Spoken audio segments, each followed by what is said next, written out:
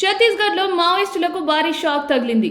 కంకేర్ జిల్లాలో జరిగిన ఒక భారీ ఎన్కౌంటర్లో మోస్ట్ వాంటెడ్ మావోయిస్టు నేత రూపీ అలియాస్ రంగబోయిన భాగ్య మృతి చెందారు.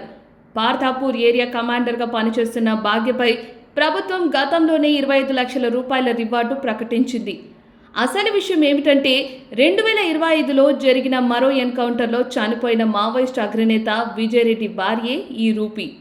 తెలంగాణలోని సిద్దిపేట జిల్లా మిరుదొడ్డి మండలం ధర్మారం గ్రామానికి చెందిన భాగ్య 2004లోనే మావోయిస్టు పార్టీలో చేరారు. దాదాపు 20 ఏళ్లుగా అజ్ఞాతంలో ఉంటూ అబుజ్మాడ్ లాంటి కఠినమైన ప్రాంతాల్లో పనిచేశారు. పోలీసులు ఎన్నిసార్లు లొంగిపోవాలని కోరినా వినకుండా ఆయుధ పోరాటాన్ని ఎంచుకున్నారామె. ఈ ఎన్కౌంటర్ జరిగిన చోట పోలీసులు ఒక ఆటోమేటిక్ తుపాకీతో పాటు విప్లవ సాహిత్యాన్ని కూడా స్వాధీనం చేసుకున్నారు. బస్తర్ రేంజ్ ఐజీ సుందర్రాజ్ మాట్లాడుతూ, ఇప్పటికైనా మావోయిస్టులు ఆయుధాలు వీడి జనజీవన స్రవంతిలో కలవాలని హెచ్చరించారు. ప్రస్తుతం ఆ ప్రాంతంలో అదనపు బలగాలతో గాలింపు చర్యలు ఇంకా కొనసాగుతూనే ఉన్నాయి.